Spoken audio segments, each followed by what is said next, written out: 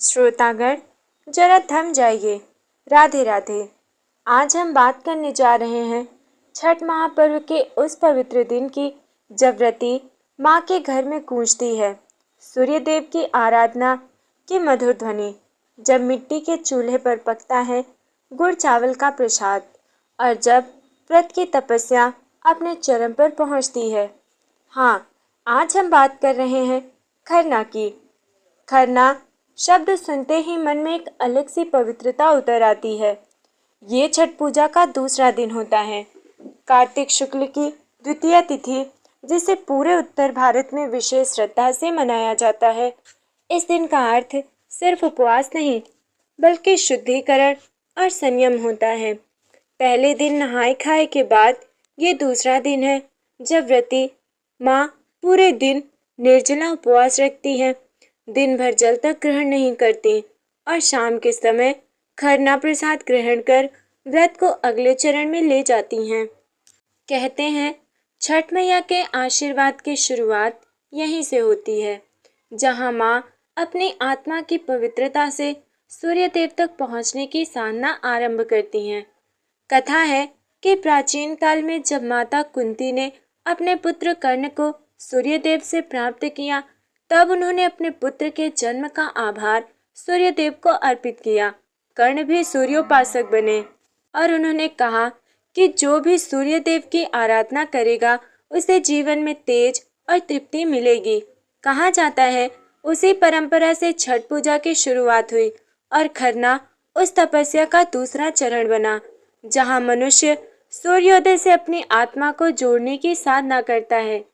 सोचिए, पूरे दिन बिना जल बिना अन्न माँ बस एक ही भाव में लीन रहती है। हे सूर्यदेव, मुझ में भी वो प्रकाश भर दो जो सबका कल्याण करे। ये व्रत केवल शरीर का नहीं, ये मन, आत्मा और श्रद्धा की परख है। खरना की शुरुआत होती है सुबह से ही। व्रती माँ अपने घर को पूरी तरह साफ करती हैं और सबसे पहले मिट्टी का चूल्हा तैयार करती हैं। इस चूल्हे पर गंगा जल से शुद्ध मिट्टी लगाई जाती है। फिर शाम को सूर्यास्त से ठीक पहले गुड़ और चावल का प्रसाद रसिया खीर बनाया जाता है। इस खीर को शुद्ध गंगा जल और लकड़ी की आग से तैयार किया जाता है, क्योंकि ये प्रसाद छठ मैया को समर्पित करता है। और जब वो रसिया खीर पकती है तो उसके सुगंध में भक्ति, तपस्या और आस्था एक साथ घुल जाती है। कथा के अनुसार जब पहली बार देवी छठ मैया ने सूर्य देव की उपासना की, उन्होंने इसी प्रकार एक दिन का कठोर उपवास रखा और सूर्यास्त के समय गुड़ चावल और रोटी से पूजा की। उन्होंने प्रसाद को एक पत्तल में सजाया, दीपक जलाया और सूर्य देव से कहा, हे आदित्य देव, जैसे तुम अंधकार को दूर करते हो, वैसे ही मेरे भीतर का अज्ञान मिटाओ। सूर्य देव ने प्रसन्न होकर कहा, जो भी इस विधि से मेरी उपासना करेगा उसे आरोग्य, संतान और समृद्धि का वरदान मिलेगा। तब से हर वर्ष व्रती स्त्रियां इसी विधि से खरना करती हैं। शाम के समय जब व्रती माँ नदी या तालाब किनारे दीप लेकर जाती हैं, सूर्यास्त की लालिमा में जब वो प्रसाद अर्पित करती हैं, तो वो दृश्य किसी स्वर्ग से कम नहीं होता। जब सूर्य देव को अर्घ्य देकर प्रसाद अर्पित किया जाता है, तब व्रती माँ प्रसाद ग्रहण करती हैं, जिसे पारण कहा जाता है। ये प्रसाद केवल माँ नहीं, बल्कि पूरे परिवार के लिए आशीर्वाद बन जाता है। माँ पहले खुद ग्रहण करती हैं, फिर अपने घर के सदस्यों को खिलाती हैं। इसके बाद ये व्रत अगले 2 दिनों के लिए अस्ताचलगामी सूर्य अर्घ्य और उदयाचलगामी सूर्य अर्घ्य तक जारी रहता है। ये केवल भोजन नहीं, ये भक्ति का स्वाद है, जहाँ हर निवाला आस्था की अग्नि में तपकर भगवान को अर्पित होता है। छठ व्रत में खरना का अर्थ होता है अपने भीतर की शुद्धियों को जलाना और आत्मा को पवित्र करना।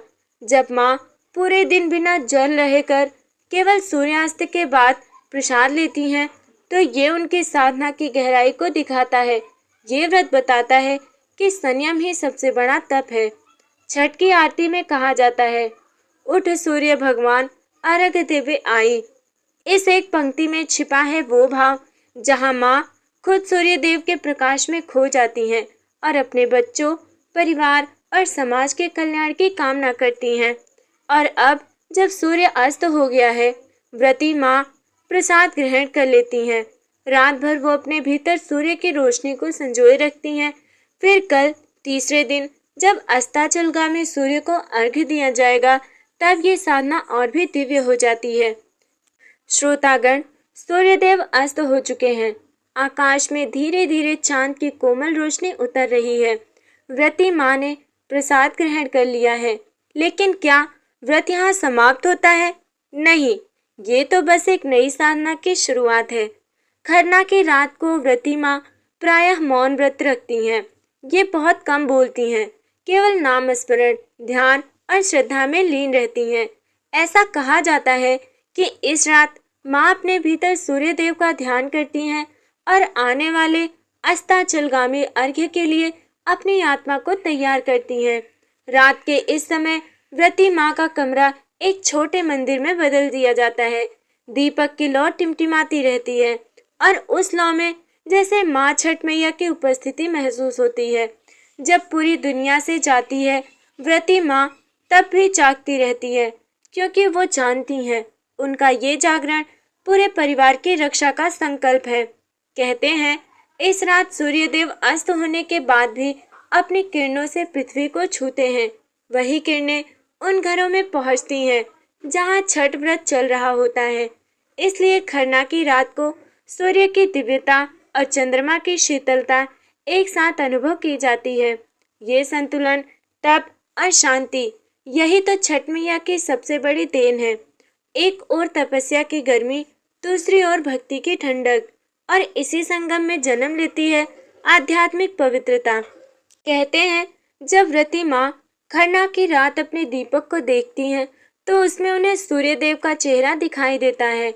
उस लौ में वही प्रकाश है जो उनके जीवन की हर अंधेरी राह को उजाला देता है।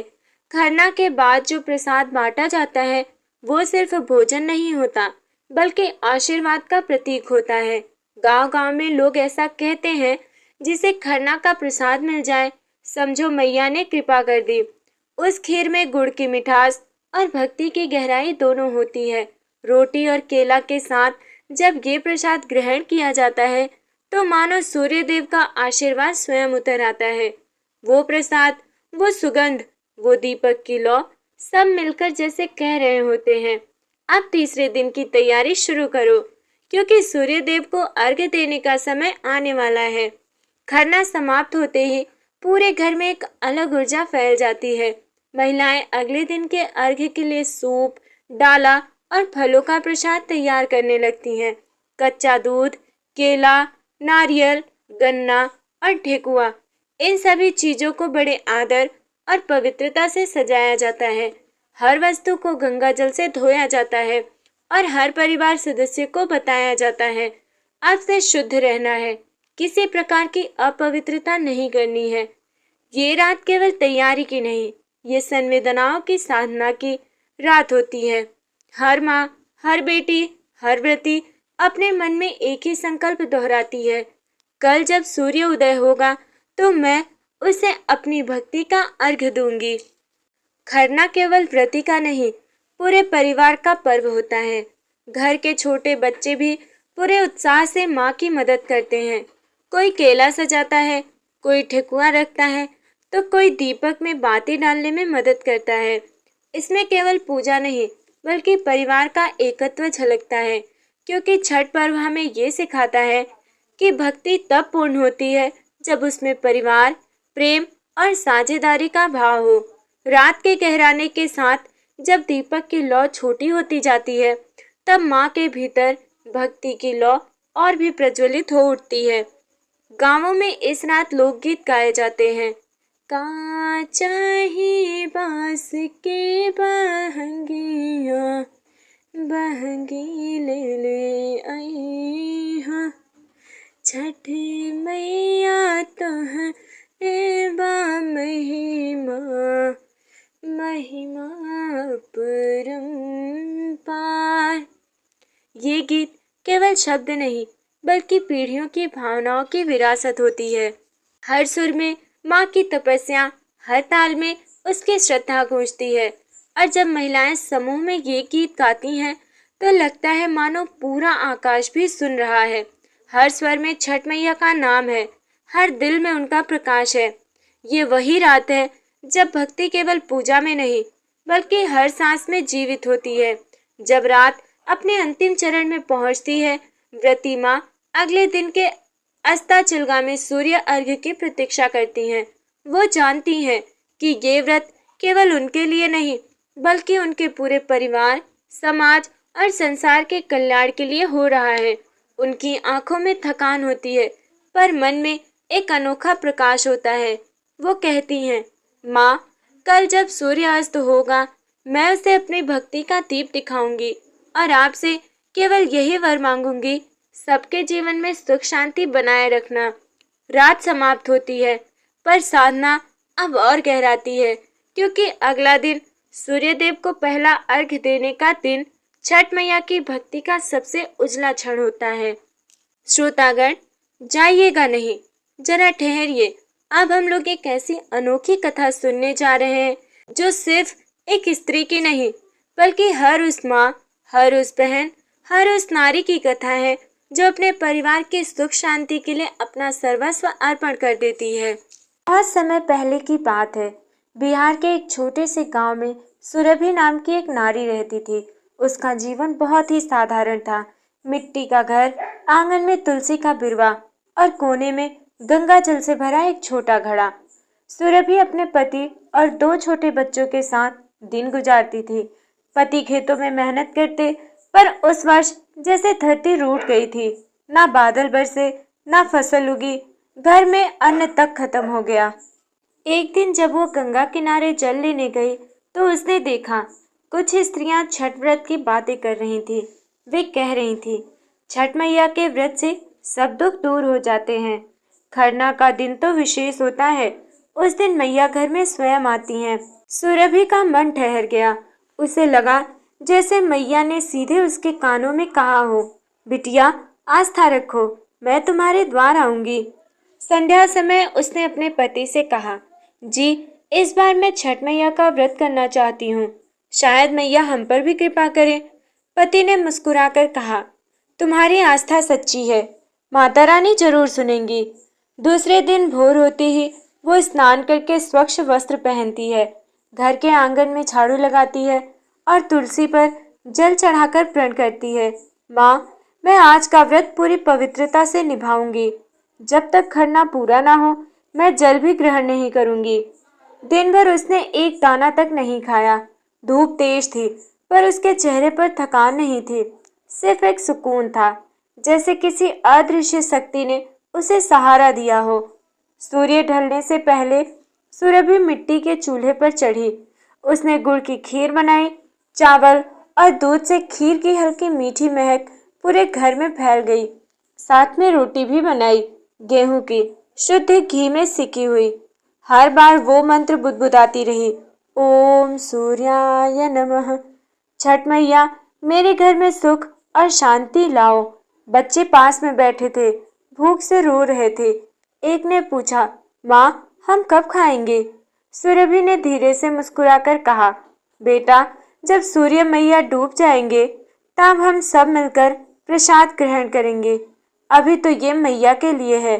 उसके शब्दों में ममता थी और मन में दृढ़ निश्चय। धीरे धीरे गगन लालिमा से भर गया। सूर्यदेव अस्त होने लगे।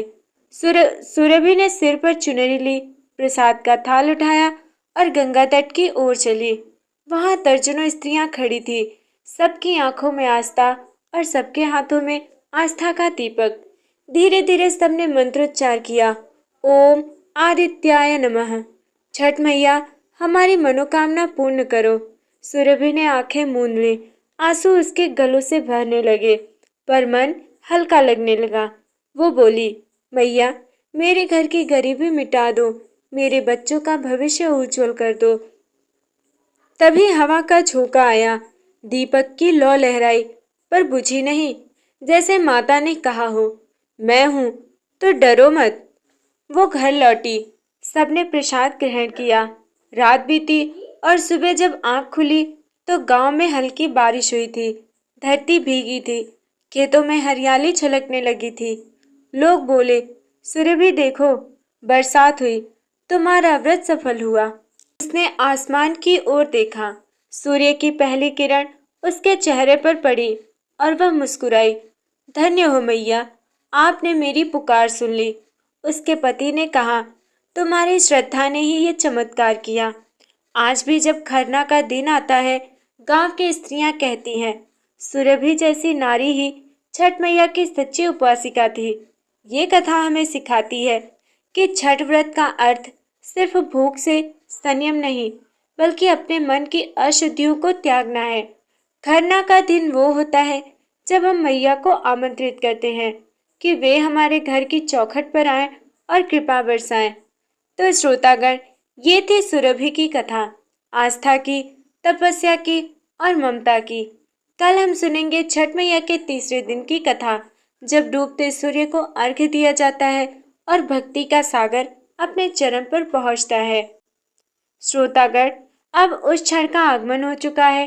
प्रिय श्रद्धालु जनों, इस प्रकार छठ मैया की ये पावन कथा हमें ये सिखाती है कि जब मन, वचन और कर्म से भक्ति की जाती है तो असंभव भी संभव हो जाता है। छठी मैया सूर्य देव की तेजस्विनी अंश रूपा है, जो न केवल हमारी संतान की रक्षा करती हैं, बल्कि हमारे जीवन में समृद्धि, स्वास्थ्य और शांति भी लाती हैं। जिन भक्तों ने सच्चे मन से ये व्रत रखा, उन्होंने केवल आराधना नहीं की, बल्कि अपने भीतर की पवित्रता को कायम रखा। व्रत का ये 4 दिवसीय पर्व हमें संयम, तपस्या और श्रद्धा की अद्भुत मिसाल देता है, चाहे ये संतान की कामना से हो या आत्मिक शुद्धि के लिए। छठ व्रत का महत्व हर दृष्टि से अनमोल है। भोर के समय जब भक्तजन घाट पर पहुंचते हैं और डूबते उगते सूर्य को अर्घ्य देते हैं, वो दृश्य केवल भक्ति का नहीं, बल्कि ब्रह्मांड से जुड़ने का प्रतीक बन जाता है। छठ मैया से यही प्रार्थना करें कि हे छठी मैया, हमारे घरों में सुख शांति बनी रहे, हमारे जीवन में आपके आशीर्वाद का दीप सदा जलता रहे। जय छठी मैया, सूर्यदेव की जय। अगर आपको ये कथा पसंद आई हो और पूजन विधि पसंद आई हो तो चैनल को सब्सक्राइब करें, वीडियो को लाइक करें और शेयर करें, और छठ मैया के आशीर्वाद से आपका जीवन सदैव मंगलमय हो। राधे राधे। जय छठी मैया।